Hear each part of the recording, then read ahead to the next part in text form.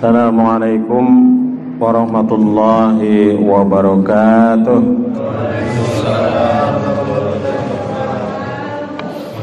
Alhamdulillah, nahmaduhu wa nasta'inu wa nastaghfiruh wa na'udzu billahi min shururi anfusina wa min sayyiati a'malina.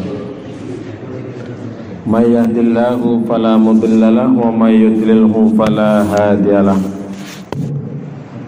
Asyhadu an la ilaha illallah wahdahu la syarika lah wa asyhadu anna Muhammadan abduhu wa rasuluh. Rabbi shrah li sadri wa yassir li amri wahlul 'uqdatam min lisani yafqahu qawli. Qala Allah ta'ala fil Qur'anil Karim, a'udzu billahi minasy syaithanir rajim. Ya bunayya aqimis sholata wa'mur bil ma'ruf wanha 'anil munkar wasbir 'ala ma asabak inna dzalika min azmil umur. La astagfirullah azim, amma ba'du. Bapak Ibu lan sedherek kang dipun rahmati dening Allah, wassanan wonten ing kesempatan minulya menika kita ngunjakaken raos syukur dumateng Allah Subhanahu wa taala bi qaulina alhamdulillahi rabbil alamin. Dene wekdal menika dalu menika kula panjenengan sami tasih saged makempal tunggal wonten ing menika majelis ing Masjid Al Azhar. Mugi-mugi rawuhipun para bapak ibu lan sedherek kita tansah pinaringan ridhonipun Allah Subhanahu wa taala. Amin ya rabbal alamin.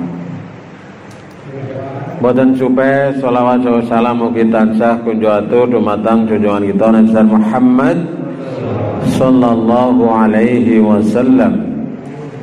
Mrambat dumateng keluarga, para sahabat lan kaum muslimin muslimat.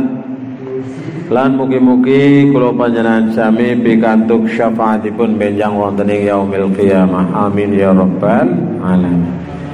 Bapak Ibu rahimakumullah, wonten kesempatan menika kawula badhe ngaturaken tentang fiqhud dakwah. Tentang dakwah Islam, yaitu amar ma'ruf nahi mungkar yang selama ini kita kenal demikian. Secara bahasa, amar ma'ruf nahi mungkar itu kalau dalam bahasa yang aslinya adalah al-amru bil ma'ruf wan nahyu 'anil munkar. Yang artinya adalah menyuruh kepada yang ma'ruf dan mencegah dari yang mungkar. Apa itu ma'ruf Bapak Ibu saudara sekalian? Ma'ruf itu artinya yang dikenal, yang dipahami. Maka sebaliknya mungkar adalah sesuatu yang tidak dikenal. Ini menurut bahasa. Sedangkan menurut Muhammad Abduh, ma'ruf adalah apa yang dikenal baik oleh akal sehat maupun oleh hati nurani. Jadi ini yang namanya ma'ruf. Saya ulangi, dikenal baik oleh akal sehat dan hati nurani. Sedangkan mungkar itu adalah apa yang ditolak oleh akal sehat dan oleh hati nurani. Nah, ini pemahaman apa itu ma'ruf dan apa itu mungkar menurut salah satu mujaddid, yaitu Muhammad Abduh. Sedangkan Muhammad Ali As-Sabuni ini menyampaikan bahwa yang dimaksud dengan ma'ruf adalah apa yang diperintahkan oleh agama. Ini namanya ma'ruf. Suaranya jelas mboten, Bu? Mboten jelas napa nggih? Jelas banget tuh. Pun kena? Ngene iki dipateni dhuwur kaya ngene nggih. Men sing krungu ngaji sing mangkat bae lah. Betul mangkat penasaran gini kan orang muni apa ya, mati apa ya. Saya ulangi, As-Sabuni menyampaikan, mendefinisikan apa ya ma'ruf itu adalah apa yang diperintahkan oleh syarak atau agama yang dinilai baik oleh akal sehat. Nah, jadi menurut As-Sabuni ini salah satu ilmuwan ya. Itu ada bukunya yang terkenal adalah Pengantar Ulumul Quran. Sedangkan mungkar menurut Ali As-Sabuni itu adalah apa yang dilarang oleh syara dan dinilai buruk oleh akal sehat. Nah, jadi ma'ruf itu adalah apa saja yang diperintahkan oleh syara, yaitu oleh agama, dan dinilai baik oleh akal sehat. Jadi akal sehat bisa mencerna dengan baik. Maka dari dua definisi yang disampaikan, yaitu oleh Muhammad Abduh dan oleh As-Sabuni itu, bahwa yang menjadi ukuran ma'ruf itu adalah agama, akal sehat, dan hati nurani. Nah, agama dan akal sehat. Nah, ini akal biasanya disejajarkan dengan hati nurani. Jadi ukuran kebaikan itu adalah menurut agama. Ukuran kebaikan itu menurut agama ditambah menurut akal atau hati nurani. Ini definisi dari kedua yang tadi kita sampaikan. Nah, bisa juga kedua-duanya sekaligus atau salah satunya. Maka semua yang diperintahkan oleh agama adalah ma'ruf. Saya ulangi, semua yang diperintahkan oleh agama itu namanya ma'ruf. Jadi apa sih diperintahkan agama kan mesti apik nggih. Contohnya tadi disampaikan oleh Pak Muklis, perintah untuk berkurban. Fasholli li rabbika wanhar. Dan dirikanlah sholat karena Tuhanmu dan berkurbanlah. Nah, itu kan mesti perintah apik. Kalau perintah Allah apa ada yang perintah Allah yang tidak baik? Tidak ada. Jadi semua perintah Allah itu adalah baik. Nah, Bapak Ibu Saudara sekalian, hal-hal yang tidak ditentukan oleh agama ma'ruf dan mungkarnya ditentukan oleh akal sehat. Nah, jadi menurut Sabuni, wau dalam definisi di atas adalah au seperti yang dipahami ma'ruf adalah sebuah nama untuk perbuatan yang dikenal baik melalui akal atau syarak, dan mungkar adalah apa yang ditolak oleh keduanya. Jadi kalau yang di agama tidak diatur, maka kita menggunakan akal yang sehat. Misalnya tentang apa? Misalnya tentang bakti kedua orang tua itu kan diperintahkan oleh agama, nggih. Tapi bentuknya kan bisa macam-macam. Bentuknya mungkin orang Indonesia, mungkin bentuknya bisa beda dengan orang luar negeri. Kalau kita mungkin bentuknya adalah dengan cium tangan, dengan membukukan, dengan sopan dan sebagainya. Mungkin di luar negeri mungkin beda bentuknya, karena pemahaman kulturalnya, budayanya, kebiasaannya, adatnya. Jual beli misalnya. Nah, kita kan dihalalkan jual beli dan diharamkan riba. Di antara kita ini untuk mencari nafkah adalah dengan jual beli. Bentuknya itu kan disesuaikan dengan situasi dan kondisi.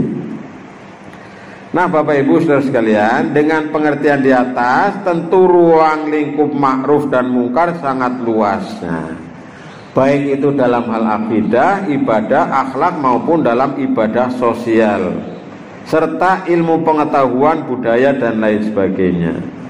Nah, ini pengertian sedikit mengenai apa yang disebut ma'ruf dan apa yang disebut dengan mungkar. Nah, Bapak Ibu Saudara sekalian, yang berikutnya Ini perintah Allah dalam Al-Quran dan kedudukan amar ma'ruf nahi mungkar. Jadi kita itu dalam beragama ini, dalam Islam itu, Islam adalah agama dakwah, agama yang menyuruh kepada yang ma'ruf dan agama yang mencegah dari yang mungkar. Nah, ini hendaknya kita berusaha untuk menjadi pedoman bagi kita. Jangan sampai kita tidak terlibat dalam amar ma'ruf nahi mungkar. Sebagaimana pesan Allah, ini ayat yang sangat terkenal di lingkungan kita. Hampir mungkin teman-teman yang ada di aktivis ini di persyarikatan itu hafal. Ini surat Ali Imran ayat 104. Surat Ali Imran ayat 104. A'udzubillahi minasyaitonirrajim. Wal takum minkum ummatun yad'una ilal khair wa ya'muruna bil ma'ruf wa yanhauna 'anil munkar wa ulaika humul muflihun. Surat napa niki mangke niki Bu? Surat Ali Imran ayat 104. Dan hendaklah ada di antara kamu segolongan umat yang menyeru kepada kebajikan. Nah, menyeru kepada apa? Kepada yang ma'ruf, kan gitu. Ayo pada ma'ruf ya niku. Menyeru kepada kebajikan dan mencegah dari yang mungkar. Mereka itulah orang-orang yang beruntung. Jadi orang-orang yang beruntung itu diantaranya tandanya adalah orang yang suka amar ma'ruf nahi mungkar. Nah, ini surat Ali Imran ayat 104.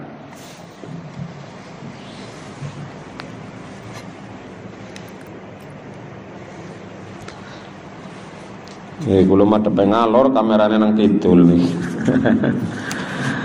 Jadi madhep ngalor bae. Nah, Bapak Ibu Saudara sekalian, ada yang protes tentang ayat ini. Itu kan ada kata-kata wal takum minkum, dan hendaklah ada di antara kamu. Ujar-ujarnya separotok kayak gitu pendapatnya. Segolongan umat yang menyeru kepada kebajikan, menyuruh kepada yang ma'ruf dan mencegah dari yang mungkar. Gue tulis tugasnya sebagian tok, aku ya orang melu-melu.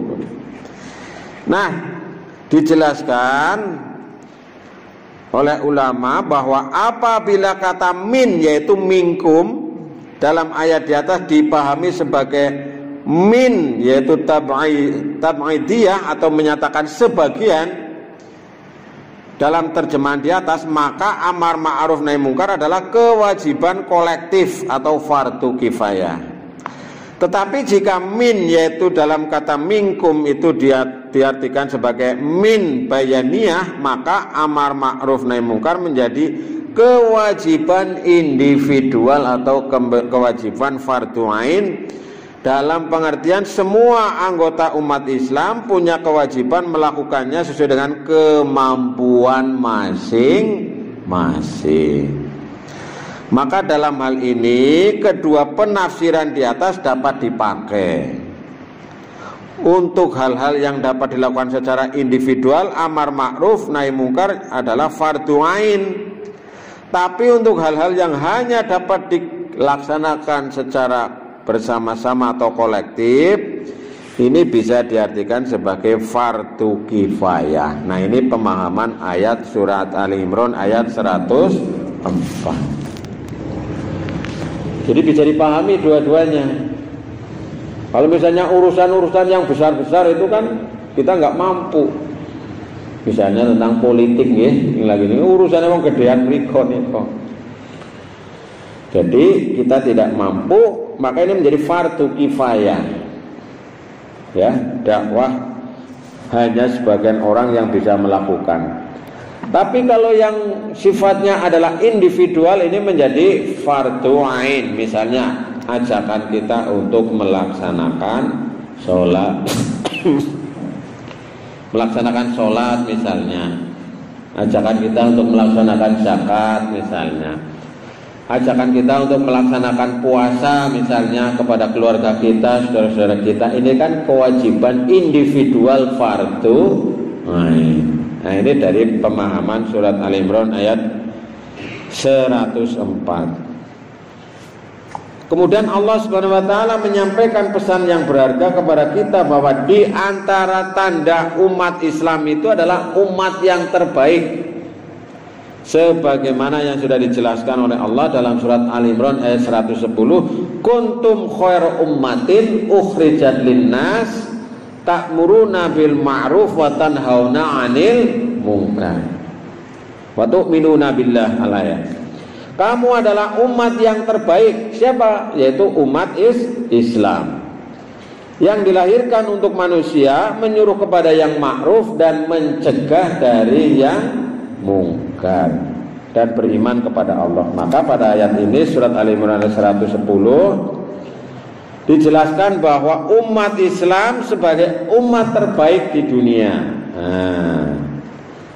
Maka dia ditentukan oleh peranannya dalam hal apa? Tugas amar ma'ruf nahi mungkar. Makin banter amar ma'ruf nahi mungkarnya, maka makin banter dia menjadikan sebagai umat yang terbaik.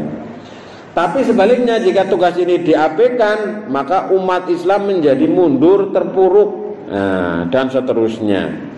Maka jika dengan demikian, umat Islam nanti tidak akan diperhitungkan oleh umat-umat yang lain. Maka diantara nasihat Luqman Al-Hakim dalam surat Luqman ayat 17, Allah menyampaikan, tadi saya sampaikan di awal, ya bunayya aqimis sholata wa'mur bil ma'ruf wanha 'anil munkar wasbir 'ala ma asabak inna dzalika min azmil umur. Hai anak-anakku, dirikanlah sholat dan suruhlah manusia mengerjakan yang baik dan cegahlah manusia dari perbuatan yang mungkar, dan bersabarlah terhadap apa yang menimpa kamu. Sesungguhnya yang demikian itu termasuk hal-hal yang memerlukan tekad yang kuat untuk melaksanakan. Bapak Ibu saudara sekalian, nasihat yang sangat bagus dari Luqman Al-Hakim ini yang diabadikan dalam Quran. Di samping berbakti kepada, di samping mengabdi kepada Allah, berbakti orang tua, adalah perintah untuk amar ma'ruf nahi mungkar. Ya bunayya aqimis sholah, hai anakku, dirikanlah sholat, wa'mur bil ma'ruf wanha 'anil mungkar.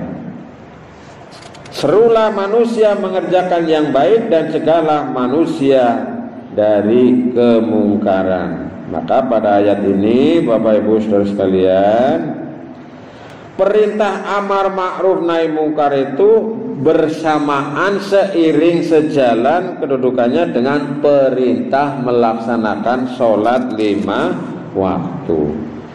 Artinya perkara ini adalah merupakan perkara yang penting dalam kehidupan umat Islam. Maka Bapak Ibu saudara sekalian, hendaklah kita berusaha untuk melaksanakan amar ma'ruf nahi mungkar semampunya,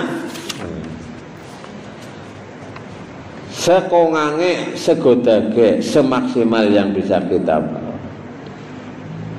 Nah sekarang Bapak Ibu, yang berikutnya adalah penjelasan sedikit tentang nahi mungkar. Kalau tadi amar ma'ruf, sekarang nahi mungkar. Dibandingkan dengan amar ma'ruf, nahi mungkar ini lebih berat, mencegah dari hal-hal kemungkaran. Ini kan lebih berat. Oleh sebab itu Rasulullah sangat memuliakan orang yang memiliki keberanian untuk nahi mungkar. Ora kabeh wong wani nahi mungkar. Nek amar ma'ruf insyaallah kula panjenengan sami kabeh-kabeh wani, kabeh-kabeh bisa nggih. Ayo pada sholat, ayo pada zakat, ayo pada puasa. Sing lagi arep mangkat tindang niki mangkat sekedap malih, kula bar pengajian mangkat teng Mujahidin. Ayo pada mau mangkat munggah haji. Itu kan tanpa resiko, ngajak tanpa resiko. Ayo wis gari nyengi. Ya nek wis bisa mampu kula jenengan sami mangkat, urung bisa ya. Wong urung bisa, urung mampu, urung wajib dan sebagainya. Ini kan tanpa resiko. Jadi kita mengajak kepada kebaikan itu hampir-hampir tanpa resiko. Beda lagi karo zamannya Kanjeng Nabi nggih. Ngajak nyembah maring Gusti Allah padahal waktu kue esih rame pada nyembah maring liyane Gusti Allah. Penuh dengan resiko Bapak Ibu Saudara sekalian.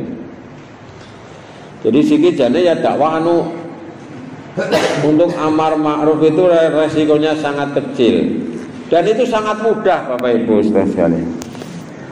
Zaman biyen arep pengajian kan juga angel ya. Repot, rebjek ya zaman biyen. Siki wis gampang, wis kepenak. Ini salah satu contohnya. Zaman biyen nek arep pengajian kudu nyiapna petromak nggih. Nah, sing kemutan bok jenenge petromak nggih. Terus baru gue terus nyetrumna aki ang ponjan biasanya mien nang aring wetan Bruk Cijalu. Niku akine dibonceng karo pit nang mburi dijiret karo karet mangkat ya. Sehari sebelumnya akine dipasang, corongnya diduna nang langgar nang masjid nggo pengajian. Nang sekolahan misalnya, nang masjid ya tinggal ceklek.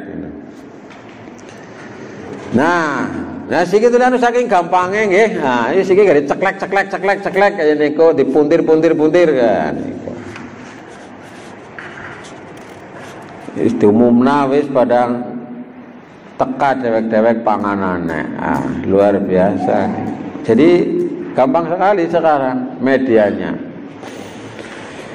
Tapi nek nahi mungkar, niki berat sekali Bapak. Penuh dengan resiko, nggih. Kula jenengan sami nyegah kok maring wong anu mabok misale. Didawa urusane nggih. Jadi mencegah dari kemungkaran ini lebih berat.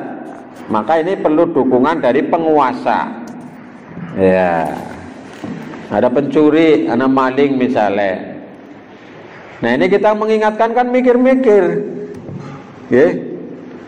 Ketemu karo wong nekat kan berat, ya. Nah, tapi kalau bekerja sama dengan aparat, dengan petugas, nah, kalau mereka punya kemampuan. Karena negara kita ini bukan negara Islam yang mendasarkan diri pada syariat Islam, tapi negara kita adalah negara Pancasila. Nah, Bapak Ibu saudara sekalian, karena resikonya tinggi ini, oleh karena itu Rasulullah menyampaikan pesan yang sangat mulia kepada kita, yaitu agar kita ini berani mengungkapkan kebenaran kepada penguasa yang zolim. Nah, ini yang paling berat kan niku nggih.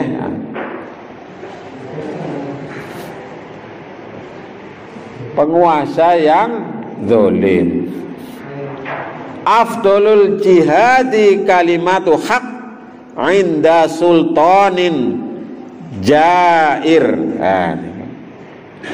Jihad yang paling utama ialah menyampaikan al-haq kepada penguasa yang zalim. Penguasa yang zalim itu ya penguasa yang menyengsarakan rakyatnya. Maka Bapak Ibu saudara sekalian, amar ma'ruf dan nahi mungkar ini disesuaikan dengan kemampuan kita masing-masing. Kulo bisane nggih ngomong ngandani, panjenengan bisane mungkin bantu, bisane urun, ana maning sing tenagane, ana maning sing pikirane, banda dunyane, dukungane, fasilitasnya dan lain sebagainya. Maka bagi yang mampu melakukannya adalah dengan tangannya, dengan kekuasaannya. Tapi apabila tidak mampu, maka dengan kata-katanya, dengan lisannya. Jika tidak mampu juga, maka dengan hatinya.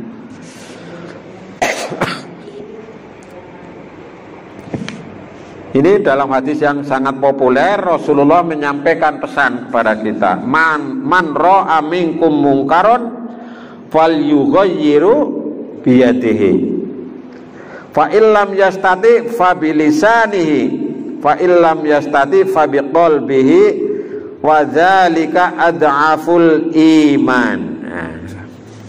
Barang siapa di antara kamu melihat kemungkaran, hendaklah dia merubahnya dengan tangannya, dengan kekuasaannya, dengan jabatannya, dengan tenaganya.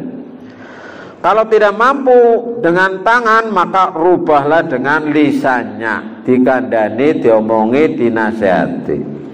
Dan apabila tidak mampu juga dengan lisannya, maka rubahlah dengan hatinya. Yang demikian itu adalah selemah-lemah iman. Ya, bemaning ya. Nek wani aja wedi-wedi, nek wedi aja wani itu ukuran.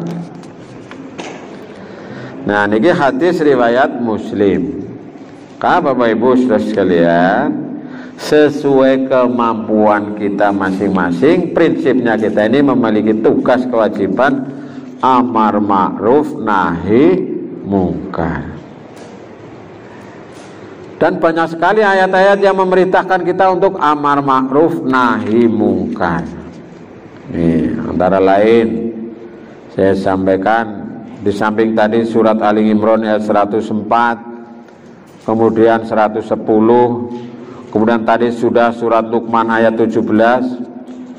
Juga pada ayat yang lain Allah menyampaikan ud'u ila sabili rabbika bil hikmati wal mau'izatil hasanah wajadilhum billati hiya ahsan. Ini surat An-Nahl ayat 125.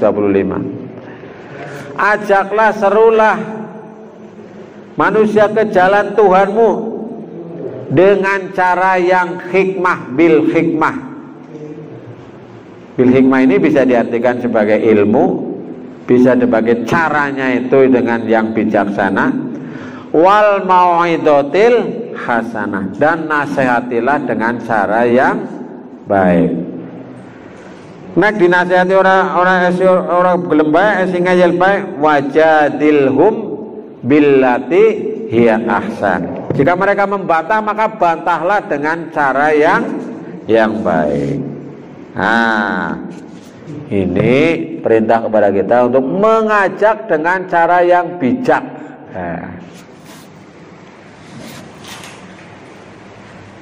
Dengan cara yang hikmah, penuh dengan kebaikan. Jadi ya kadang-kadang kan perkara bener ya bener, tapi kadang-kadang kebenaran. Nah, niku. Napa misalnya contoh perkara bener tapi kebenaran, Pak? Ini contoh mawon nggih. Niki perlunya ada ihsan, perlunya ada hikmah. Salat aurate wong lanang, bapak-bapak, mas-mas niku kan baina surrati warukbati, antarane wudel tekan dengkul lutut. Jadi nek hilmi salat kowe nganggo sarung tok, jadi wudele ketutup karo dengkule ketutup, niku kan sah nggih. Sah niku. Tapi kan masa iya sing nang kene ngono. Salat meneh sarungan tok. Kan kurang kewes, kurang pantes. Nah niki pentingnya hikmah niku kaya niku. Ya patut-patute yang nganggo klambi nggih. Nah niku kan jane secara fikih sah niku. Kalau laki-laki misalnya. Maka ini pentingnya kita ini ada polesan hikmah, polesan bijaksana, polesan dengan adopsi sesuai dengan kultur kita. Nah ini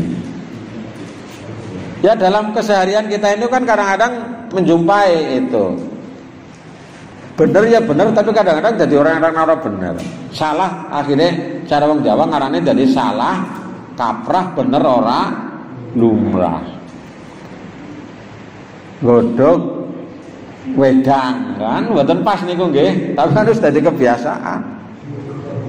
Godhog banyu mentah sekang sumur kesuwen. Kowe godhog apa? Godhog banyu mentah sekang sumur ngarep masjid. Ngomong bae ditakoni godhog apa? Godhog wedang. Nah, niku nek wedang kan kudune judule wis mateng. Iya, contohnya maning ramane nggih maring ndi menek kelapa. Menek wit kelapa kan sing bener kaya niku. Kesuwen dadi menek kelapa. Nah, ini kan pentingnya hikmah bijaksana. Ya kayak seniki niki lagi zaman haji niki. Dan ini ya kurang pas, tapi anu wis dadi kebiasaan akhirnya jadi bener. Nah, zaman kula alit niku ora ana sing jenenge walimatus safar lil haj. Mboten mireng nggih. Nah, zaman kula cilik bapak kaya kula zaman munggah haji niku ora ana urung ana sing kaya niki. Tapi ya tamune saben dina, Pak. Jadi pirang dina pirang minggu sedurunge mangkat karo pirang dina pirang minggu sawise kondur niku. Tamu, assalamualaikum, Bapak konten lagi maring sawah. Mongko maning assalamualaikum, Bapak konten tindake kapan dan sebagainya. Nah, itu akhirnya difasilitasi sekarang. Diundang jadi satu pamitan sing jenengane walimatus safar lil hajj. Asline ora nanane. Nek madehin anyaran niku nggih. Nah, lupute iki dianggap seolah-olah ini adalah sebuah kewajiban. Kadang-kadang jadi berat. Uli panggilan haji akhirnya jadi mikir-mikir lah, aku kudu nganakna walimatus safar lil hajj duwite lagi langka. Anggo lunasi ke urung anak. Jadi itu adalah bisa menempatkan Bapak Ibu Saudara sekalian. Yang tadi di awal saya sampaikan itu, ma'ruf itu perintah agama dan disesuaikan dengan akal atau hati nurani. Jadi harus dibedakan antara syar'i ya, syara agama dengan budaya. Nah, ini yang banyak dikritik oleh Gus Baha mengenai tradisi-tradisi yang ada di masyarakat seolah-olah itu kewajiban, padahal itu adalah kebudayaan. Nah, Bapak Ibu Saudara sekalian, kali di samping nggih. Nah, niku. Niki sinten jaba uman mboten niki? Nah, jaba kadang-kadang umane luwih akeh. Nah, ini penjelasan mengenai amar ma'ruf nahi mungkar, mengenai dakwah. Karena dakwah ini pula agama Islam bisa tersebar ke seluruh penjuru dunia. Aduh banget itu maring Arab ngana negeri asalnya itu di Mekah, Madinah sana. Woi, naik pesawat saja itu kalau dari Solo dan jam ya Pak Haji ya, sekitar 10 jam ya, perjalanan pesawat buanter banget ya, 10 jam. Zaman mian naik kapal. Kalau asal kiriman video nih sing zaman jadul nih sing mobilnya esi pada sing mobil zaman kuno nih ngau kapal terus 3 bulan ya Pak Haji ini, 3 bulan nih. Ya dakwah ini luar biasa ini. Tantangannya juga luar biasa. Nah, sekarang ini gampang, apalagi sekarang memanfaatkan dakwah lewat media sosial. Zaman biyen urung ana telepon, urung ana pesawat. Tantangannya luar biasa. Sekarang ada pesawat, ada telepon juga, tantangannya menjadi lebih canggih. Nah, Kejahatan juga lebih canggih. Bahkan sekarang itu orang banyak yang melakukan keburukan, melakukan yang mungkar itu melalui teknologi. Wah. Zaman ini ceritanya teman saya itu, jadi dikirimi undangan pernikahan. Undangan pernikahan anak saya. Di bawahnya itu ada 6 aplikasi. Diklik. Bahasa diklik niku mlebu aplikasi. Bahasa mlebu aplikasi niku datane wong kowe mau dicekel nang wong liya kabeh sing ngirim aplikasi niku. Nomor ATM-e pine nang kono kan ana. Nang kono ana email. Sehingga apa? Duit sing nang ATM entong. Luar biasa, mbok. Kemungkaran zaman seniki niku luar biasa. Dan niku anu nyata, Pak. Kemudian juga sekarang banyak orang ngaku-ngaku jenengane wong liya. Assalamualaikum, maaf saya sekda. Apakah ini benar pondok pesantren Nurul Iman? Benar. Saya akan ngirimkan bantuan, mohon kirim rekeningnya. Wah, hijan kemungkaran tambah canggih, Pak. Ya beruntunglah beja sing ora, nah sing tidak aktif dengan HP-HP-nya itu tidak. Kalau enggak hati-hati kita bisa terkena. Nah ini kemungkaran-kemungkaran yang semacam itu juga lebih canggih. Oh jebule, akeh wong pinter sing pada keblinger. Ini contohnya kayak niku ngirim aplikasi sing akhirnya rahasiane HP-ne dhewek kecekel nang kae kabeh. Nah, Bapak Ibu saudara sekalian, inilah maka Rasulullah berpesan jihad yang paling utama ini adalah menyampaikan kebenaran diantaranya. Jadi kebenaran ini harus disampaikan. Kadang-kadang ulil haqqo walau kana murron. Katakanlah yang benar walaupun itu kelihatan atau terasa pahit, terasa menyakitkan. Iya. Ya memang kadang-kadang begitu. Ya kayak obat lagi. Obat kan orang kabeh legi. Obat legi tulen nggo bocah cilik nggih. Sing semriwing, sing kayak sirup rasane. Dah obatnya kadang-kadang ana sing pahit. Malah kadang-kadang ana obat sing ngerti kowe merekna dadi macam-macam. Malah kadang-kadang ada yang menyembuhkan itu dengan cara misalnya naudzubillah amputasi. Jadi kalau nggak diamputasi ini bisa merembet. Ada lagi yang dengan cara-cara yang lain. Maka ini Bapak Ibu saudara sekalian, kebenaran itu ya kadang-kadang itu membuat kita itu kadang-kadang tersinggung, membuat kadang-kadang kita ini menjadi terkritik dan lain sebagainya. Tapi ini harus dilakukan. Bagaimana seorang sahabat masuk Islam? Karena apa? Karena dia mendengarkan ayat suci Al-Quran. Misalnya sahabat Umar bin Khattab. Umar bin Khattab lagi orang mlebu Islam, luar biasa. Cara gue ya raja preman, dedengkote. Nah ini dia kemungkaran-kemungkaran, kemaksiatan-kemaksiatan luar biasa. Karena apa? Tidak bisa menerima kebenaran, menyinggung perasaannya. Orang kafir Quraisy juga demikian. Begitu Nabi Muhammad itu diutus, begitu Nabi Muhammad muncul menjadi nabi, menjadi rasul, kalangan kafir Quraisy ini tersinggung. Merasa dia kehormatannya terancam, kedudukannya terancam, maka dengan berbagai upaya ingin memusnahkan, menghentikan dakwah Nabi Muhammad sallallahu alaihi wasallam. Ya, maka ini diperlukan bagi para mujahid, bagi para dai itu adalah kesabaran. Innallaha ma'as sabirin. Sesungguhnya Allah itu beserta orang-orang yang sabar. Bapak Ibu saudara sekalian, Allah Subhanahu wa taala pada ayat